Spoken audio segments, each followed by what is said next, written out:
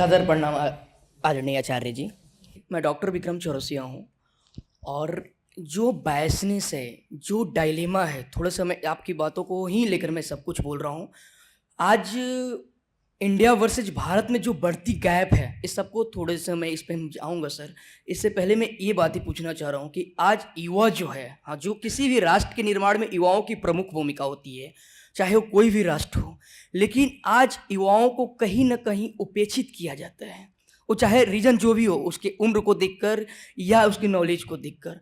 हम ये देख रहे हैं आज कि हमारा युवा, जहाँ कभी प्रयागराज गढ़ हुआ करता था सिविल सर्विसेज के लिए, मुखर्जी नगर गढ़ हुआ करता है, यहाँ से मैं देख रहा हूँ कि आए दिन युवा आत्महत्या कर रहे हैं, सुसाइड कर रहे हैं। और एक तरफ लैटरल एंट्री से 340 लोगों को एंट्री दी जाती है। और एक युवा है जो अपने स्कूल टाइम से तीसरी चौथी क्लास से स्लम्स के बच्चों के लिए, जब वो खुद अपने से कपड़े नहीं पहन पाता था, पैंट नहीं पहन पाता था, तो वो जाकर स्लम में और अनाथालयों में काम करता था, उनको सेवा देता था। और देते देते उसको लगा कि नहीं, एक यूपीएससी ऐसा प्लेटफॉर्म है, एक ऐसे प्लेटफॉर्म पर पहुंचा जहां हम उस सोसाइटी को, वो जो डिप्राइव्ड सेक्शन है, उसके बीच तक पहुंच से आए। लेकिन यहाँ इंडिया वर्सेज भारत में हिंदी वर्सेज इंग्लिश मीडियम भी है, और इसके पीछे बहुत बड़ा गैप है, जो हम कह सकते हैं एक ओवर न्यूट्रिशन से परेशान है और एक मॉल न्यूट्रिशन से परेशान है। सर, अल्टीमेट मेरा क्वेश्चन ये है कि जो ये बढ़ता जा रहा है गैप, ये जो बढ़ती जा रही है लोगों के अंदर डिप्रेशन, क्या इसके लिए अध्यात्म, एक तरफ भाग्य की बात, थोड़ा देर पहले आपको सुन रहा था कि आप बोल रहे थे भाग्य की बात, एक तरफ एक मेहनत कश लोग हैं जो मेहनत कर रहे हैं और बरसों से तैयारी कर रहे हैं, उनको उपेक्षित की जा रही है। रीजन हमारे सिस्टम में जो भी हो, हम एथिक्स एंड इंटीग्रिटी पेपर 4 पढ़ते हैं, हम इंटीग्रिटी की बात करते हैं, लेकिन जब सिस्टम में आते हैं तो हमारे सिस्टम में देखता हूं कि जो सेलेक्टेड हैं, जो अच्छे रैंक के साथ आए हैं, वो लोग भी कहीं करप्शन करते हुए पकड़े जा रहे हैं, तो कहीं सुसाइड करते हुए जा रहे हैं। नोएडा में पिछले साल एक आईएएस ऑफिसर सीनियर छलांग लगाते हैं, बिल्डिंग से कूदते हैं। तो आखिर में ये अध्यात्म की जब बातें होती है, एक शांति की, एक होती है गैप की जो बढ़ती जा रही है। एक तरफ लोगों के पास बहुत कुछ है, ओवर न्यूट्रिशन से परेशान है, एक तरफ माल न्यूट्रिशन से परेशान में है। तो आखिर में इसका सॉल्यूशन, इसको किस अध्यात्म से हम जोड़ना चाहेंगे, कैसे इंटरलिंक करेंगे? हमने पिछले लास्ट 6 ईयर से स्लम्स के लिए, स्लम्स के बच्चों के लिए हमारी आपकी पाठशाला मैंने स्टार्ट किया। वहां जब मैं जाता हूं, जब अपने ही जो प्रिपरेशन यूपीएससी के बंदे कर रहे हैं, मैं देखता हूं हिंदी मीडियम वाले बड़ा इमोशनल होते हैं, वो आते हैं, साथ देते हैं। वही इंग्लिश मीडियम वाले, जिनकी अच्छी सोशलाइजेशन, अच्छी खासी उनके अंदर उनकी फैमिली बैकग्राउंड अच्छे होते हैं, अच्छे उनको सब कुछ, वहां वो जाना नहीं चाहते हैं। और उन बच्चों को देखते भी 1-2 दिन तो वो कहते हैं उसकी नाक बह रही है, तो उसके कपड़े सही नहीं है, मैं वहां नहीं जा सकता, तुम हॉल में इसकी क्लास को कराओ। तो सर, कहीं ना कहीं ये ग्लोबलाइजेशन का जो इम्पैक्ट है, जो हम देख रहे हैं, कहीं ना कहीं बढ़ती जो गैप जा रही है, तो कहीं ना कहीं हमारे न्यूट्रिशन पर ये कहीं ना कहीं क्वेश्चन मार्क्स लगा रहा है। तो जहां आपकी बातें को सुना सर, इन लोगों की बातों को सुना, और मैं पिछले कुछ समय से आपको ही मैं सुन रहा हूं सर, यही मेरा सवाल है। हिंदी मीडियम वाला हिंदी मीडियम में इसलिए गया क्योंकि परिस्थितियां ऐसी थीं। इंग्लिश मीडियम वाला इंग्लिश मीडियम में इसलिए गया क्योंकि परिस्थितियां ऐसी थीं। न एक दूसरे से बेहतर है, न एक दूसरे से कमज़ोर है। ठीक है, जो जिस हालत में रहेगा वो उसी हालत में परेशान रहेगा अगर उसने समझे बिना कदम उठा दिया है। किसी को आत्महत्या इसलिए करनी पड़ेगी कि वो जिस काम में निकला था उसको सफलता नहीं मिली, और कोई जीवन भर डिप्रेशन में इसलिए रहेगा क्योंकि जो काम वो करना चाहता था उसमें वो सफल हो गया। तो इसमें बात न इंडिया की है न भारत की है, बात आदमी के भीतर बैठे मूल अज्ञान की है। जब इंसान जानता ही नहीं कि वो कौन है और उसे क्या करना चाहिए, तो दुख भोगेगा। और कहीं भी कोई भी दुख भोग रहा हो, उसकी वजह उसके भीतर का अज्ञान ही होती है। बाहर की स्थितियां बहुत प्रतिकूल हो सकती हैं, पीड़ादायक हो सकती हैं, लेकिन भीतर के दुख के जिम्मेदार तो हम खुद ही होते हैं। इसीलिए आप सामाजिक तल पर कितनी भी नारेबाजी कर लें, कितनी भी क्रांतियां कर लेना चाहें, उससे कोई मूलभूत परिवर्तन आता नहीं है। आप पूछ रहे हैं क्या अध्यात्म के पास इसका कोई समाधान है? सिर्फ अध्यात्म ही समाधान है, उसके अलावा कोई समाधान नहीं होता है। हम सोचते हैं कि शायद व्यवस्था में परिवर्तन करने से कुछ हो जाएगा। अरे व्यवस्था भी तो आदमी के दिमाग से ही निकल रही है ना।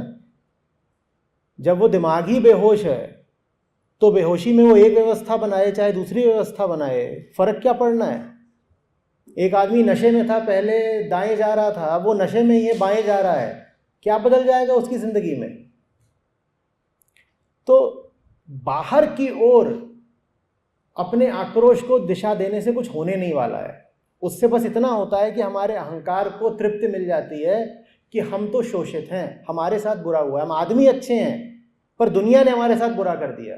उससे बस अपने अहंकार को एक प्रकार का चैन मिल जाता है। मूल कारण है कि हम समझते ही नहीं कि हम कौन है, जीवन क्या है। आपने कहा अध्यात्म शांति की बात करता है, अध्यात्म शांति की बात बिल्कुल नहीं करता। अध्यात्म सच्चाई की बात करता है। क्या हम सच्चाई जानते भी हैं? और सच्चाई पहली हमारे भीतर से शुरू होती है।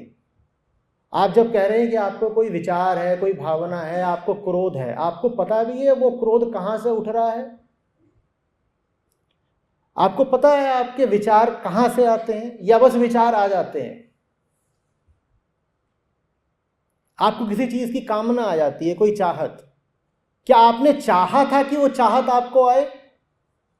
लेकिन नहीं, आपको चाहने लगते हैं और फिर कहते हैं ये मेरी चाहत है। वो आपकी चाहत कैसे है अगर आपने उस चाहत को ही कभी चाहा नहीं?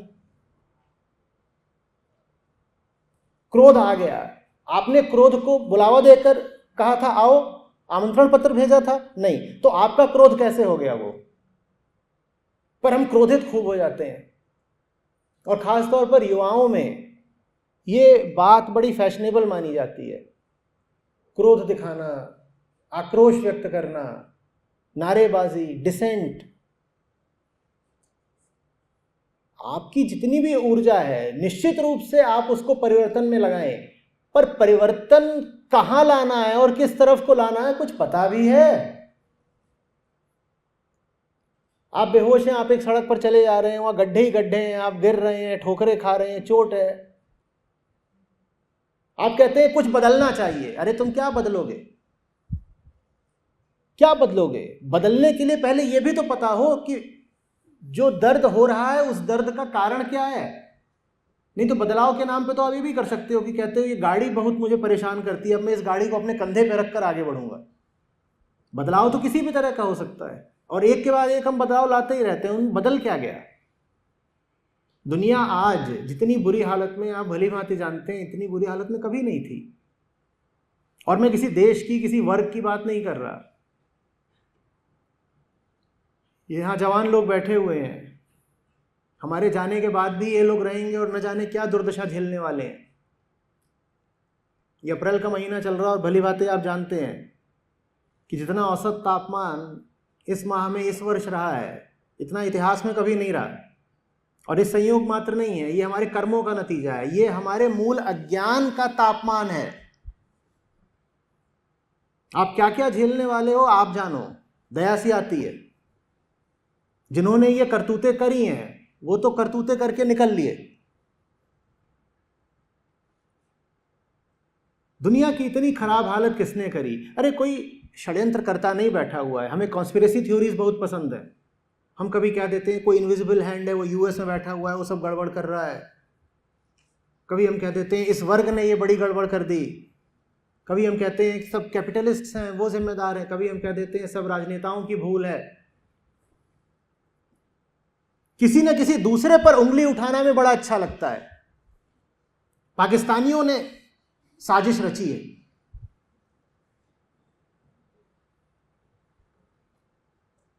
कहीं किसी के घर चोरी हो जाए, बांग्लादेशी होगा। दिल्ली में आजकल ये नया है, कुछ भी हो जाए बांग्लादेशी होगा। हो भी सकता है बांग्लादेशी, में इनकार नहीं करता, पर सबसे पहले आपको यही ख्याल क्यों आता है? वो तो ये भी सकता है कि आपके घर के लुल्लू ने चुराया हो, पर फिर जिम्मेदारी आपकी अपनी हो जाएगी, तो आप वैसा सोचना भी नहीं चाहते, वो विचार भी नहीं आता।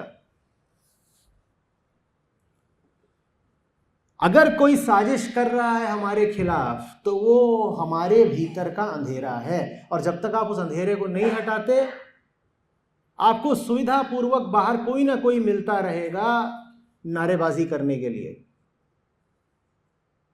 वो नारेबाजी आपको बस एक विद्रोही घोषित कर देती है, और विद्रोही घोषित होने में बड़ा अहंकार है। मैं कौन हूं? I am the rebel. सब बुरे हैं, मैं अच्छा हूं। सब कमजोर है, डरपोक है, इनमें हिम्मत नहीं थी। बस एक उठी और तनी हुई मुट्ठी मेरी है। क्या मिलेगा? हम समझे तो बात को। और मैं बिल्कुल चाहता हूं विद्रोह हो, पर मैं चाहता हूं अंधा विद्रोह ना हो। विद्रोह की आवश्यकता तो निश्चित रूप से है, पर विद्रोह की दिशा भीतरी होनी चाहिए। पहली लड़ाई हमें अपने खिलाफ लड़नी है, और अहंकार को वही लड़ाई सबसे ज्यादा नापसंद है। वो सबसे लड़ सकता है, स्वयं से नहीं लड़ना चाहता। और जरूरत सबसे पहले यही है कि खुद से लड़ो, खुद को हराओ। ये जिसको तुम मैं बोलते हो, ये मैं है ही नहीं, ये कोई पराई चीज है जो मैं बन बैठी है। इसको निकाल बाहर करो अपने घर से। वो लड़ाई हम लड़ना नहीं चाहते। मैं चाहता हूं हम वो लड़ाई लड़ें। यहां आपने मुझे आमंत्रित किया है, आप सबसे अनुरोध है मेरा, जरूर लड़े लड़ाई, लेकिन सही लड़े लड़ाई। अपने खिलाफ लड़ना शुरू करो। आज का युग आपको बताता है कि आप तो ठीक ही हो। आप ठीक ही हो माने आपकी सारी कामनाएं ठीक हैं। चुनौती ये नहीं है कि खुद को परास्त करना है, चुनौती ये है आज के युग के अनुसार कि अपनी कामनाओं को कैसे पूरा करना है। और ये बहुत बड़ी भूल है। आपसे कहा जाता है कि सबको अपनी इच्छा अनुसार जीवन जीने का हक है। अरे जब वो इच्छा आपकी अपनी है ही नहीं तो वैसे जियोगे तो पा क्या लोगे? वो पराई इच्छा है जिसको आपने अपना मान लिया है। यही कहते हो ना तुम लोग। जवान पीढ़ी को तो बहुत शौक है ये कहने का, मैं अपने हिसाब से चलता हूं, माई लाइफ माई रूल्स। भाई मेरी मर्जी है, मैं तो ऐसे ही करती हूं। मैं भी चाहता हूं कि हम सब अपनी मर्जी पर चलें, पर अपनी मर्जी सर्वप्रथम अपनी होनी तो चाहिए। कुछ होश भी है, किसकी मर्जी को आत्मसात करे बैठे हो। पता भी है कि बेहोशी में कौन आकर अपने स्वार्थों को आपकी मर्जी बना गया।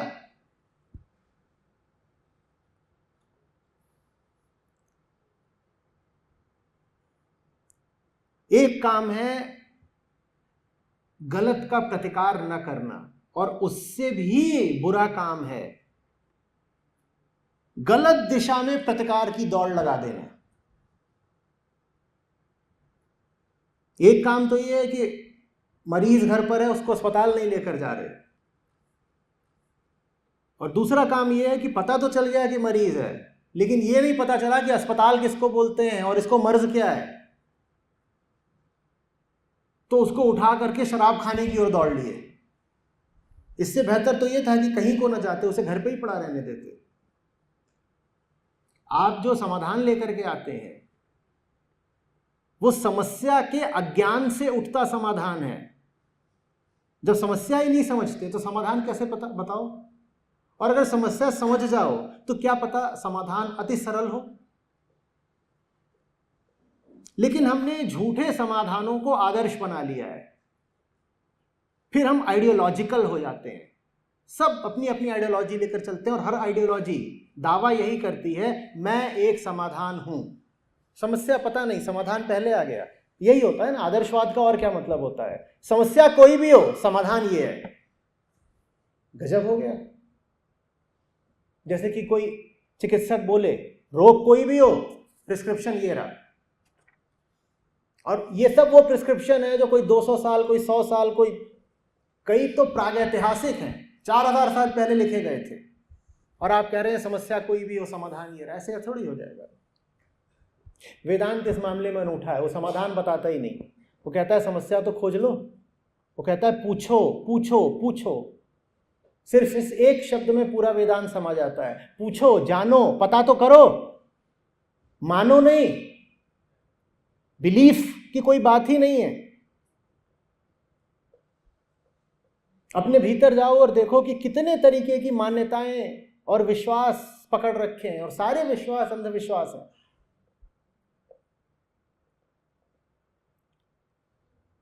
समझ में आ रही है बात?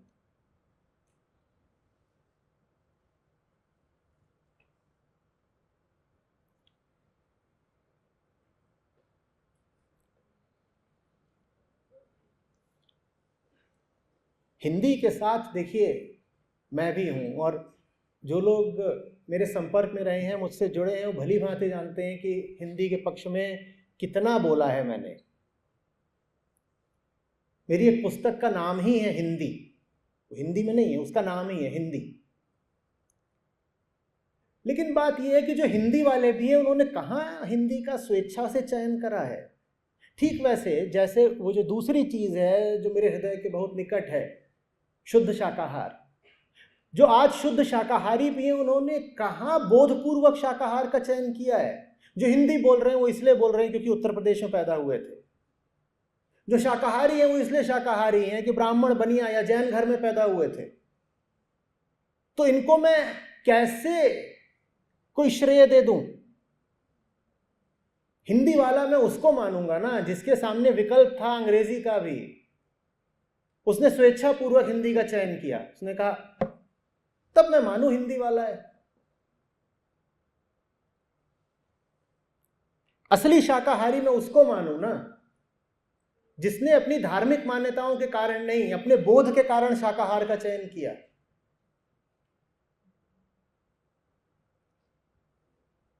इसी तरीके से मैं अंग्रेजी वालों को कैसे कह दूं कि ये सब तो पतित अधम पापी है। उसको बचपन से ही माँ बाप ने उठा कर कॉन्वेंट में डाल दिया था, वहां उस पर पेनल्टी लगती थी अगर वो हिंदी का एक शब्द बोल दे तो।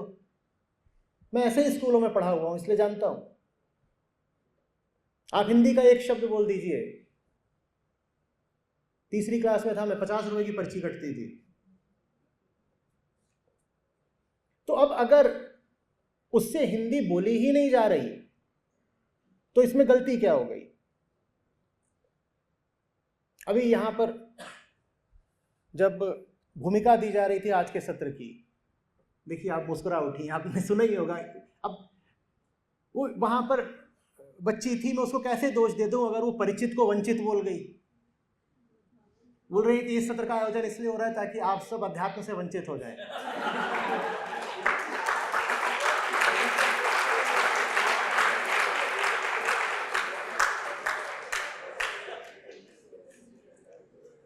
उसकी गलती ही नहीं है ना, क्या गलती बेचारी की? और जो लोग शुद्ध हिंदी बोल रहे हैं, उन्होंने शुद्ध हिंदी इसलिए नहीं सीखी है कि उनको नागार्जुन से या धूमिल से या निराला से प्रेम था। उन्होंने शुद्ध हिंदी इसलिए सीखी है क्योंकि घर में वही चलती थी। तो उन्हें मैं इस बात के लिए क्या श्रेय, क्या क्रेडिट दे दूं? बोध चाहिए। हमारा जो कुछ भी होता है हमारे अज्ञान से होता है, हमारी परिस्थितियों से होता है। परिस्थितियों पर चलने वाला आदमी नहीं चाहिए, आत्मा पर चलने वाला मनुष्य चाहिए।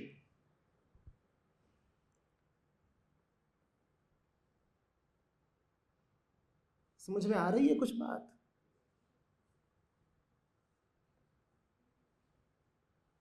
हम्म